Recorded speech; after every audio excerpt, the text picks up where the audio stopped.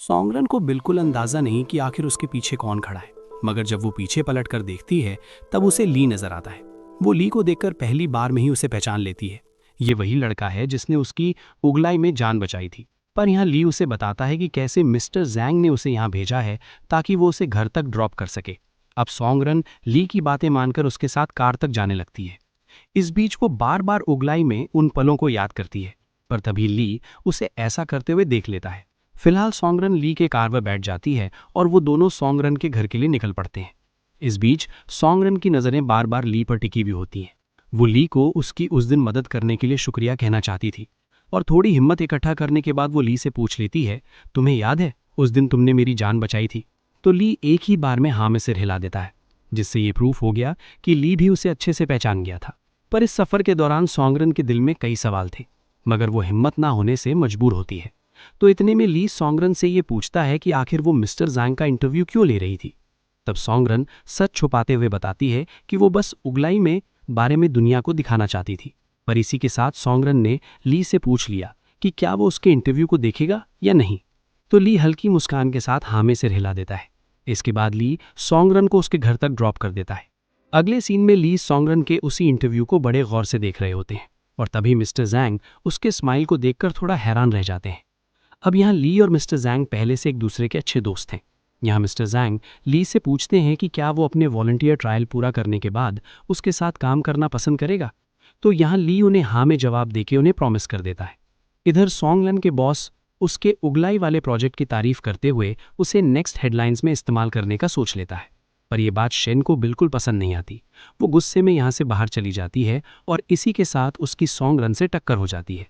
Shane सॉन्गरन पर गुस्सा तो होती है, मगर वो सॉन्गरन से कहती है, मुझे पता है कि तुम्हारे प्रेजेंटेशन मेरे प्रेजेंटेशन से काफ़ी अच्छा है, इसलिए मैं तुम्हें फ़िलहाल कुछ नहीं कहूँगी।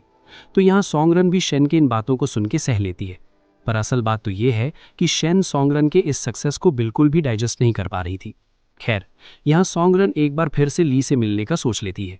इस बार वो ली को उसका अम्ब्रेला वापस करने के बहाने जाती है, पर पार्किंग लॉट में आते ही वो ली को फेस करने के डर से सहम जाती है। पर वो अब किसी तरह उस अम्ब्रेला को ली के कार पर रखकर जाने लगती है, और तभी वहां पर खुद ली भी आ जाता है। अब सॉन्गरन ली को देखकर थोड़ा घबरा तो जाती है, पर ली उससे बड़े प्यार से बात करने लगता है। यहाँ वो सॉन्गरन को थोड़ा घबराता देख उसे पानी पीने को ऑफर करता है।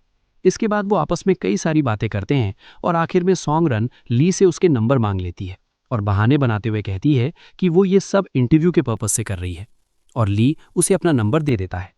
इसके बाद ली वापस कार में बैठकर जाने वाला होता है, मगर तभी वो सॉन्गरन को देखकर उसके इंटरव्यू की तारीफ कर देता है। ये सुनकर सॉन्गरन के चेहरे पर मुस्कान आ जाती है।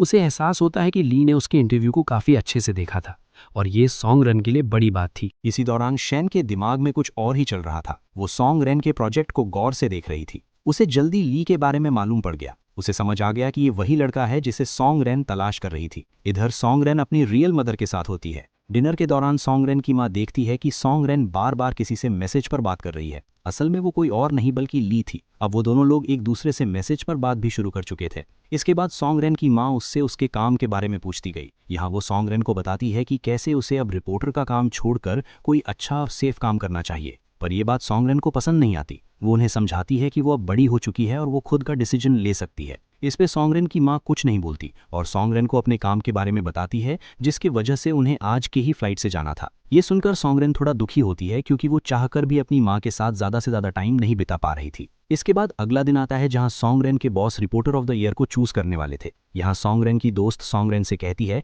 मुझे पूरा विश्वास है कि इस बार का अवार्ड तुम ही जीतोगी। और कहीं ना कहीं सॉन्गरन भी इसी मौके का इंतजार कर रही थी। पर कुछ समय बाद जब मीटिंग स्टार्ट होती है, तब सॉन्गरन के बजाय शेन को रिपोर्टर ऑफ द ईयर का अवार्ड दे दिया जाता है। इससे सॉन्गरन थोड़ा दुखी जरूर होती है, मगर वो उसे अपने शक्ल पर भनक नहीं लगने देती। वहीं सॉन्गरन की दोस्त उसे हौसला देते हुए कहती है कि कोई ना, कोई कुछ भी कहे, मगर तुम हमेशा मेरे लिए रिपोर्टर ऑफ द ईयर रहोगी। तब सॉन्गरन उसे बताती है कि वो इस चीज को लेकर परेशान नहीं है। और इस तरह हमारी नज़र सॉन्गरन के लैपटॉप पर जाती है, जहां पर अगले के फोटो लगे हुए थे। तो सॉन्गरन दोस्त से कहती है, मैंने अगले सिटी वापस जाने का फैसला किया है और मैं कई बार इसके लिए एप्लीकेशन भी फिल कर दिया है। वहीं इतने में वहां पर शैन आ जाती है, जो सभी कॉलीग्स को अपने तरफ से ट्रीट ऑफर करती है, और इसमें सॉन्गरन भी शामिल होती है। कुछ देर बाद वो सभी शैन के घर पर होते हैं और यहाँ शैन माहौल को और शानदार बनाने के लिए उन सभी को अपने बॉयफ्रेंड से मिलवाने वाली थी। पर जैसे ही शैन का बॉयफ्रेंड आता है तब सॉन्ग रेन की धड़कनें अचानक से रुक जाती हैं। असल में वो बॉयफ्रेंड कोई और नहीं बल्कि ली होता है। ये देखकर सॉन्ग रेन को अपने पुराने पल याद आने लगते हैं और देखते ही देखते वो टूट सी जाती है। खैर, यहाँ वो किचन का बहाना देके यहाँ से चली जाती है।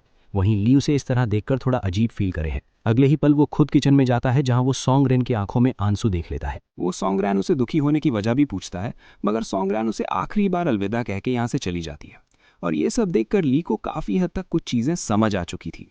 वो अगले ही पल शैन के पास जाके पूछता है, तुमने ये सब जानबूझकर किया है ना? मैं तुम्हें पहले ही बता दूं, यहाँ मैं तुम्हारे पिता के रिक्वेस्ट पर तुमसे मिलने आया था, पर मैं तुम्हारे कोई बॉयफ्रेंड नहीं। वो बोलकर ली यहाँ से चला जाता है। पर तभी शैन अपने फादर से कॉल पर बात करती है। वो फादर को बताती है कि कैसे उनकी मीटिंग थोड़ी खराब गई है, पर इसके बावजूद वो ली को पसंद करने लगी है। इस तरह कुछ दिनों बाद सॉन्ग रैन अगले सिटी पहुंच जाती है। यहाँ हम सासिन को देखते हैं, जो इसी शहर का होता है, इसलिए वो इधर सॉन्ग रैन को गाइड करने वाला था। तो यहाँ वो दोनों सबसे पहले बेस पर पहुंचते हैं, जहाँ सॉन्ग रैन को देखकर कई लोग उसका मजाक उड़ाने लगते हैं। हर कोई जानता था कि जंग वंग में लड़कियों का कोई काम नहीं होता। यहीं पर कुछ मर्सनरी के कुछ लोग भी मौजूद थे। एक तरह कैप्टन जियान सॉन्ग रैन और सासिन को कुछ देर इंतजार करने को कहता है, ताकि वो लोग 60 किलोमीटर दूर जाके अपने फोटो वीडियो को ले सके। इतने में मर्सनरी लीडर सासिन के पास आके उसका मजाक उड़ाने लगते हैं, पर सासिन उल्टा उसे कहता है कि मर्सनरी के लोग तो ऐसे हैं जिन्हें पैसे देके कुछ भी करवा सकते हैं, उन्हें इंसानों की जिंदगी से कोई फर्क नहीं पड़ता। तो ये सुनकर बेंजामिन काफी गुस्सा हो जाता है। इसके बाद वो लोग ट्रक में बैठकर अपने लोकेशन की तरफ निकल पड़ते हैं। इस बीच बेंजामिन कई बार सासिन का मजाक उड़ाता रहता और सासिन किसी तरह ये सब झेल भी लेता है। कुछ देर बाद वो लोग वॉर जोन में पहुंच जाते हैं। इधर सासिन और सॉन्ग रैन अपने फुटेज के पूरी तैयारी में जुटे थे, मगर तभी यहाँ पर कई सारे अटैकर उन पर हमला कर देते हैं। हर कोई सचेत हो जाता है, पर जब एक गोली सासिन को अपना निशाना बनाने वाली थी, तभी बेंजामिन उसे सही टाइम पर पकड़ के पीछे धकेल देते हैं। इस तरह बेंजामिन सासिन को जान तो बचा लेता है, मां साथ में उसका मजाक उड़ाते हुए कहते हैं, ऐसी जगह पर तुम जैसे बच्चों को अपना अच्छे से ख्याल रखना चाहिए। पर यह बात सासिन को अच्छी नहीं लगती। वो बेंजामिन से हलक फुल्का बहस करने के बाद खुद वहां मौजूद सिविलियन की मदद करने लगते हैं। तभी सॉन्ग रैन बेंजामिन के इस हरकते को देखते हुए बोलती है, सासिन यहीं पर पला बड़ा है, यहाँ के लोग उसी के हैं। अगर यहाँ किसी को कोई नुकसान पहुंचता है तो सबसे ज्यादा दुख सासिन को ही होगा। इस तरह बेंजामिन को भी अपने गलती का एहसास होने लगता है और कहीं ना कहीं वो सॉन्ग रैन की तरफ अट्रैक्ट भी होने लगता है। और इसी के साथ इस एपिसोड का एंड होता है। अगर आपको हमारी वीडियो पसंद आ रही है तो हमें ज़रूर ज़्यादा से ज़्यादा लाइक और सब्सक्राइब करें, ताकि ज़्यादा लोगों तक वीडियो पहुंचे।